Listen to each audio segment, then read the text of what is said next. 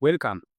In this lesson, we will explore role-based prompting, often called persona prompting.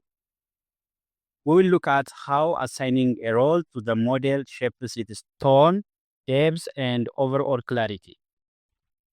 By the end, you'll understand why personas are one of the simplest and most effective tools for guiding AI output. Let's start with the main idea. When you give a model a role, you are giving it a point of view to answer from. That one decision immediately influences the tone, the vocabulary, and even the structure of the response. Without a role, answers can drift into something generic or unfocused. But once you say you are a teacher, or you are a doctor, or you are an analyst, the model adjusts its language to fit that identity. Here is a quick thought exercise. Imagine how a doctor, a teacher, and a comedian would each explain the concept of stress. Same topic, three completely different angles. AI behaves the same way when you assign a persona. Personas improve several qualities in the output. First, they make explanations clearer because the model knows which direction to lean. Second, they help adjust the level of detail. Some roles naturally simplify, while others go deeper. You'll also notice more consistency in the voice. The response feels more coherent from start to finish. To illustrate this, think about inflation. A historian might focus on long-term patterns and events. An economist will focus on market forces and policy. Both are correct, but the angle is different. And that difference is exactly what persona prompting captures.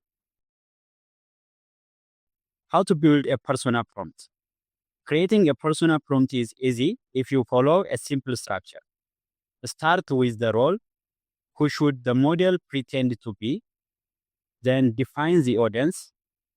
Who is the explanation for? Add tones or boundaries, such as keep it simple or use formal language tone.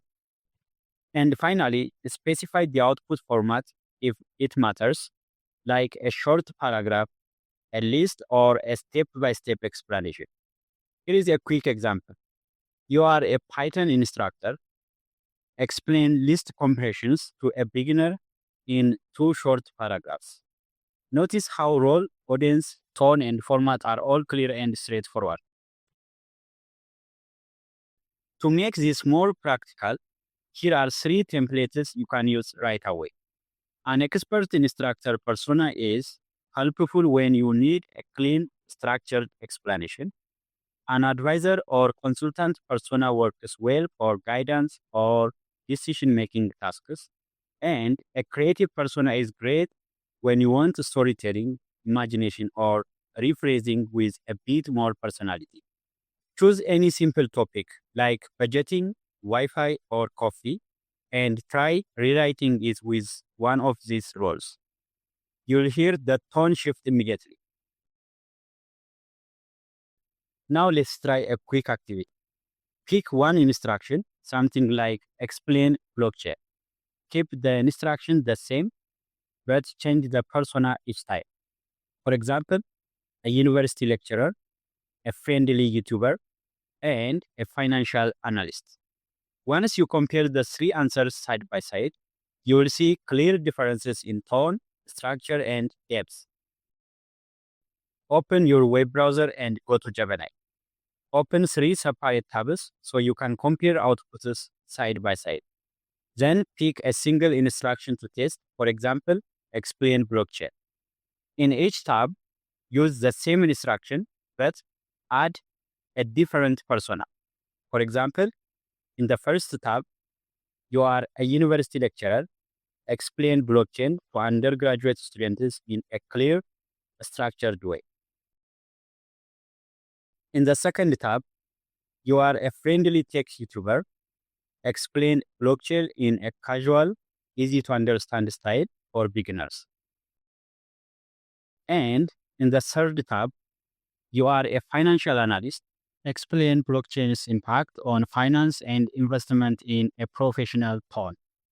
Then look at how the answers differ. The tone, formal, casual, or technical, depth, high level versus detailed, and the style, structured explanation versus conversational.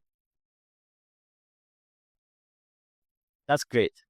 Before we wrap up, take a moment to reflect on what you noticed. How did the persona change the tone of the explanation? Which version felt easiest to understand?